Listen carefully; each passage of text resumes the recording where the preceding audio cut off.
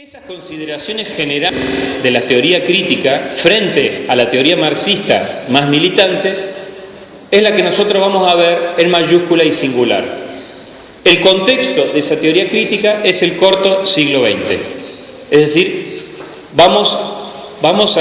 en esta introducción vamos a ir en contra de una premisa que tuvimos al organizar el programa, que es a referirnos a aquellas teorías que vienen por lo menos de los años 80 a esta parte. Por eso esto es un contexto, es anterior a los años 90 porque se refiere al corto siglo XX, es decir, hasta el año 91. Pero tenemos que entender este contexto porque ustedes en teoría de la comunicación van a volver sobre Escuela de Frankfurt, seguramente en alguna otra materia van a volver sobre esto y creo que hay que decir las cosas bien. Esa teoría crítica en mayúscula y singular se refiere al Instituto de Investigaciones Sociales de la Universidad de Frankfurt. Y es conocida como Escuela de Frankfurt.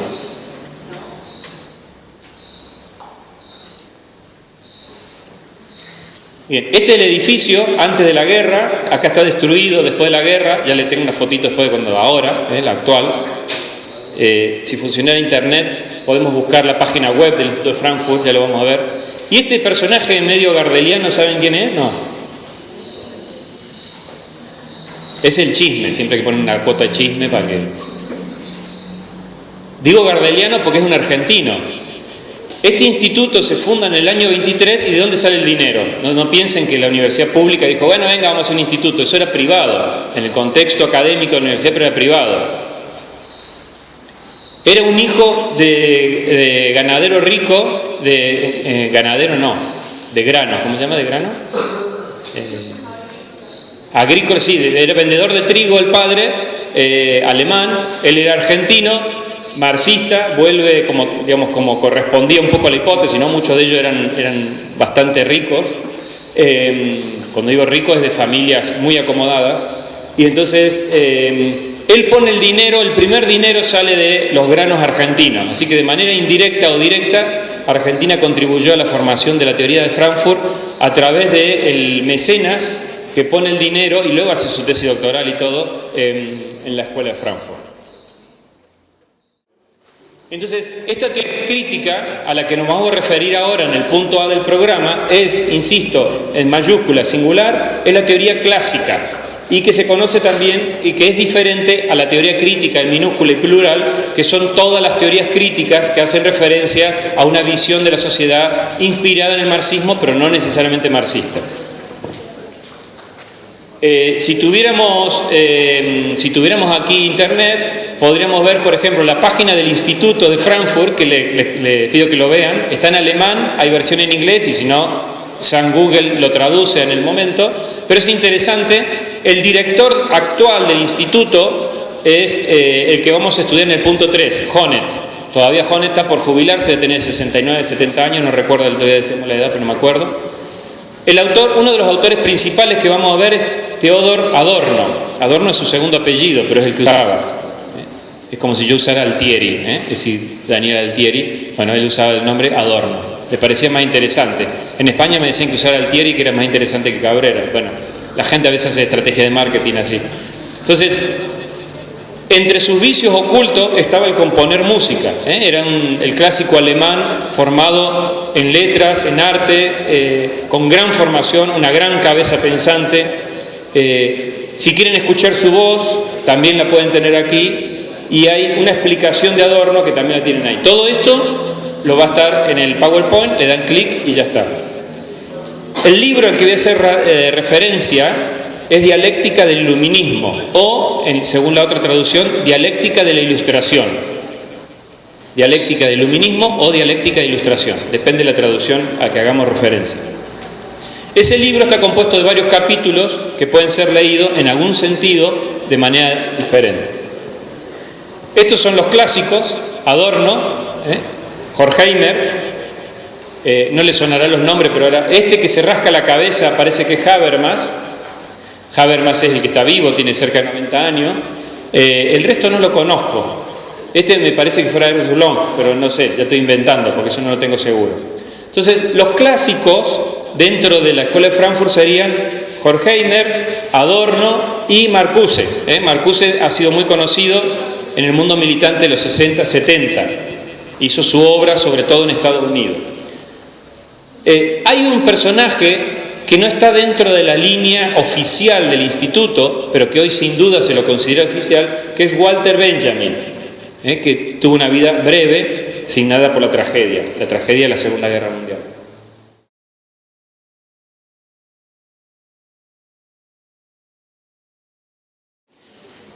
La teoría crítica en el siglo XX es una teoría crítica de la sociedad.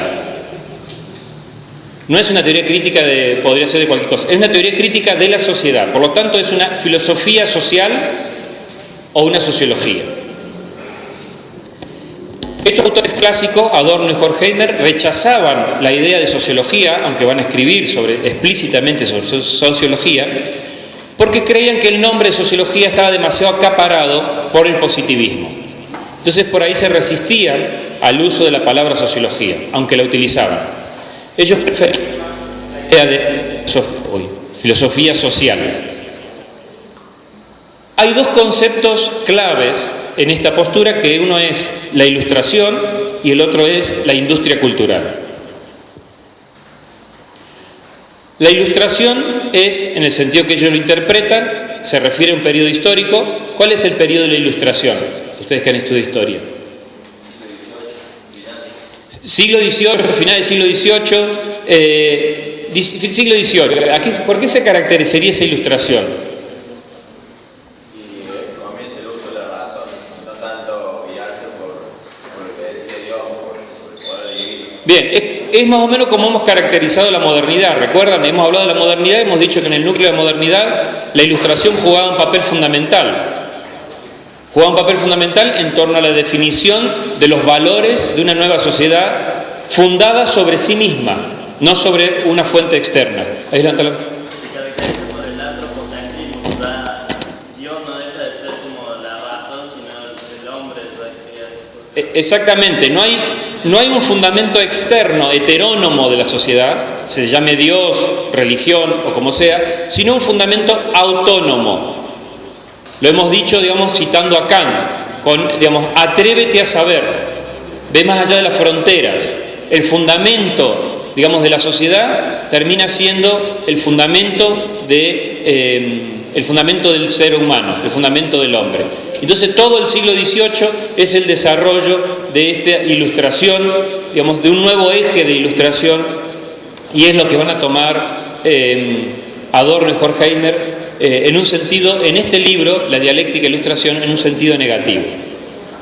Esta idea, digamos, del muro como el lugar que no podemos atravesar, el lugar que no podemos salir, y por otro lado darle la espalda y decir no se puede cruzar, y usar la escalera no para cruzar, sino cortando los barrotes para hacer fuego, ¿no?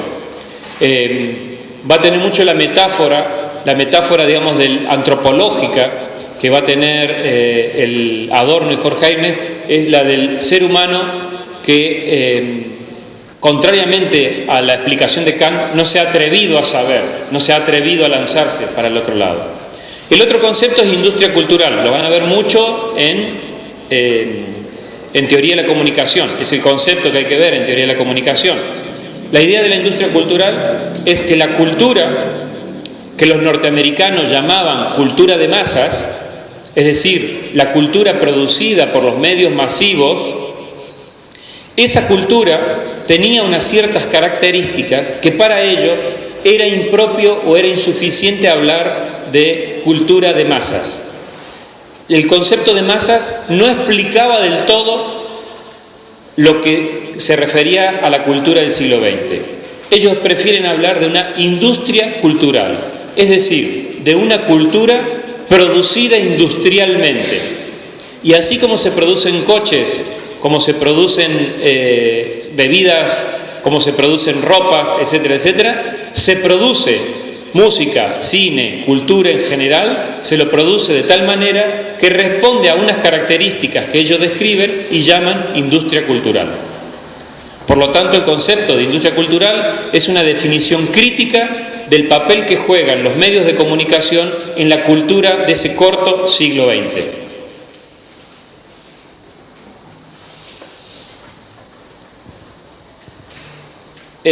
dos conceptos. La teoría crítica de la sociedad, como saben, al principio el esquema marxista era base-superestructura, donde la técnica o las fuerzas productivas empujaban las relaciones de propiedad a cambios constantes. Es decir, a medida que cambian las fuerzas productivas, básicamente las tecnologías, se cambiaban los dueños de esa tecnología y por lo tanto las relaciones que había. Cuando surgió el telar, viene a romper con los dueños de las tierras, porque cambia la tecnología, ya no es la tecnología agropecuaria la que lleva la voz cantante, es la tecnología de los telares. Esa tecnología, hay nuevos propietarios de esas tecnologías, por lo tanto cambia la relación entre el campesinado por unas relaciones urbanas entre el dueño de esos telares y los empleados de esos telares. Es decir, el esquema marxista, digamos, es un esquema base-superestructura que ya conocen, y el conflicto estaría dado por la evolución de las tecnologías frente a la propiedad de esas tecnologías. En el año 31, ellos hablan, digamos, de cuál es la situación del individuo. El individuo es el que media entre las tendencias técnica-económica y la superestructura. Es decir, en el esquema base-superestructura, el que estaba quedando como fuera de lugar era el individuo. Y ellos empiezan a considerar al individuo, al sujeto, diríamos hoy, al agente social, diríamos también hoy, empiezan a considerarlo en el corazón de la relación entre base y superestructura. Y por eso dicen, no podemos hacer filosofía social sin introducir las reflexiones sobre la subjetividad y en particular el psicoanálisis. Por eso proponen una teoría interdisciplinaria que sea a la vez social, económica y psicológica. Una teoría interdisciplinaria que sea a la vez social, económica y psicológica. Y es ahí donde ellos consideran, esta frase sí la voy a leer, el sufrimiento y la muerte aparecen como una conexión ciega, como carente de sentido. Aparentemente lo que después de la Primera Guerra Mundial van a ver, y se va a agravar con la Segunda Guerra Mundial, hasta qué punto ese individuo que ellos quieren ubicar entre la base y la superestructura aparece como algo carente de sentido. Y por lo tanto, tantos millones de muertos, tanto sufrimiento, tantos heridos, tanta familia destruida, tanto sufrimiento humano, parecen carecer de sentido si la reflexión que hacemos es simplemente una referencia a base y superestructura. Digamos que el dolor y el sufrimiento ponen en primer lugar, digamos, al sujeto, al individuo, lo ponen en primer lugar como reflexión teórica.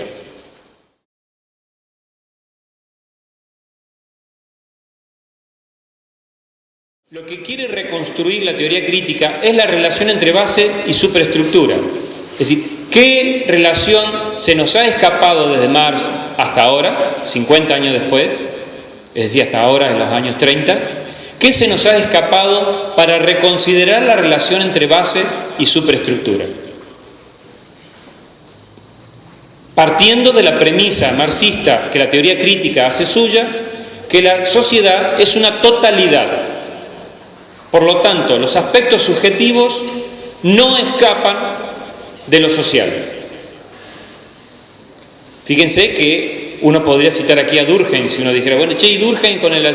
Bien, no tiene nada que ver, pero la premisa, digamos, de la relación del sujeto en lo social, digamos, tiene una relación, a pesar de que la postura teórica es radicalmente opuesta. Es más, si a Adorno yo le dijera que cuando doy clase explicando su teoría estoy citando a Durkheim, sale como Zeus y me parte con un rayo, ¿no?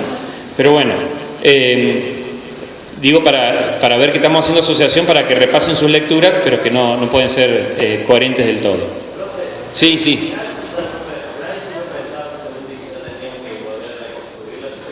Sí.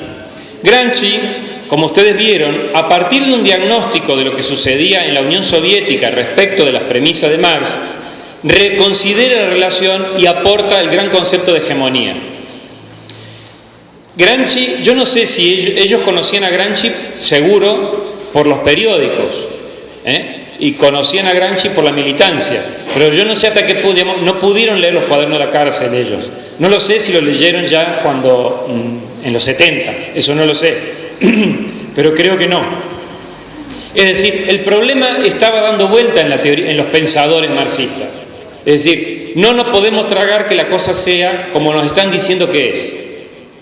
El único que había pensado algo distinto en este periodo y estaba siendo castigado es Lukács, George Lukács.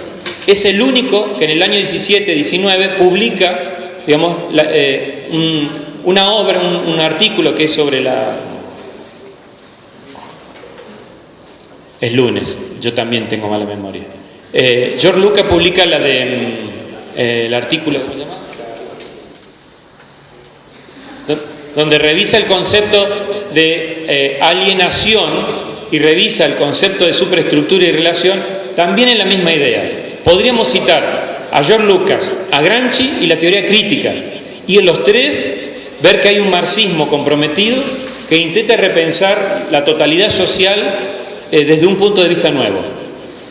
La diferencia está, Gramsci lo hacía en el seno del Partido Comunista Italiano, Lukács lo hacía como un teórico, en relación con la militancia, pero un teórico, y ellos lo hacen como un programa filosófico a ser desarrollado. La teoría crítica es un instituto donde hay dinero para pensar esto. Es decir, es un programa, como si dijéramos un doctorado sobre el tema, sobre estos problemas, donde todavía hoy, si ustedes quieren, pueden ir a estudiar.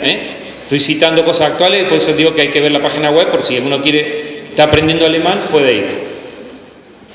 Entonces, ¿qué quieren clarificar? Y acá sí lo vamos a leer despacito, la frase esta, va a estar copiada. ¿Cómo procesos culturales contribuyen a la perpetuación de un determinado tipo de relaciones de producción y propiedad? ¿Cómo procesos culturales contribuyen a que dure, a que se perpetúe un determinado tipo de relaciones de producción y de propiedad, cuyo rasgo esencial es la apropiación de plus trabajo no remunerado? Digámoslo a la bestia. Es decir, ¿cómo mierda puede ser que la gente le están robando el trabajo, que le están explotando y vive feliz? ¿Cómo puede ser? Es decir, ¿qué mecanismo cultural, qué cosa está pasando en la subjetividad que la gente no se revela? Le están dando por todos lados, le están tomando el trabajo, le están robando y aún así no se revela. La metáfora sería de Homer Simpson, Le roban por todos lados, pero él, digamos, ve la tele y toma una cerveza. Homer Simpson viendo tele y tomando una cerveza es tal vez la mejor metáfora de la industria cultural para Adorno y Horkheimer. Que no me caiga el rayo de nuevo. No, recuerdo que mi tío, que sería un viejo así, Margarita, decía siempre que lo que era en los 90, cuando estaba fuera de estéreo, digamos, me encantaba tanto, decía, ahí tenés el negocio cultural. Exactamente. No sé qué hacía tu tío, pero esa frase es perfecta. Nada de lo que llamamos personal es personal, en el sentido sociológico del término. De alguna manera, nuestras lecturas, nuestra música, nuestras relaciones culturales, todos nuestros insumos culturales, incluida la gastronomía, incluidos nuestros hábitos de consumo, etc., de alguna manera, que no sabemos cómo, eso es lo que se están preguntando, están contribuyendo a la perpetuación de unas relaciones de producción y de propiedad. Es decir, que el factor superestructural se convierte en clave para entender las relaciones estructurales. Dicho de otra manera, dicho ya nos ponemos serios, digamos que los factores superestructurales son fundamentales para la perpetuación del sistema de relaciones económicas. O dicho de otra manera, sería insuficiente que hubiera gente con látigo haciéndonos trabajar y diciendo producí 100 que te vas a ganar 10. Sería insuficiente con el látigo, sería insuficiente con la fuerza. Es la misma reflexión que se hacía Gramsci. Es insuficiente que haya una dominación bruta. Tiene que haber alguna recompensa psicológica, alguna recompensa subjetiva por la que nosotros permitamos que este juego se desarrolle. Si nosotros, vieron cuando uno está deprimido, esto le pasa, digamos, sobre todo a los mayores ya, por suerte a mí no me ha pasado porque mi tarjeta de crédito es muy débil, pero cuando uno tiene una tarjeta de crédito que más o menos tiene un límite adecuado, verán en los shopping gente comprando como parte de su terapia ante un problema. Y hay una línea en psicología, que no sé cómo se llama, a lo mejor nuestros amigos de psicología nos ayudan. Yo he presenciado a un psicólogo español famoso, no he presenciado la sesión, sino el consejo dicho por la paciente, que le dijo que para volver la autoestima tiene que salir y comprar ropa de marca, ir por la calle, ¿cómo se llama la calle en Madrid? Hay una calle que es como la calle de toda la super mega moda, está todo lleno de chirimbolitos en la puerta, porque siempre la forma de robar es entrar con una camioneta y romper la vidriera y se roban, con que te robes 10 vestidos ya estás hecho, ¿no? Porque ya cada vestido sale $10.000 o cosas así, ¿no? No me acuerdo cómo se llama la calle. Entonces le recomendó que vaya y se compre ropa de marca. Y ella fue y se compró y se sintió muy bien, claro, después había que pagarlo. Pero obviamente tanto la paciente como el psicólogo solo tenían, digamos, si uno veía la lista de pacientes más o menos conocidos, porque había conocidos, eran de dinero, las recomendaciones eran de ese tipo.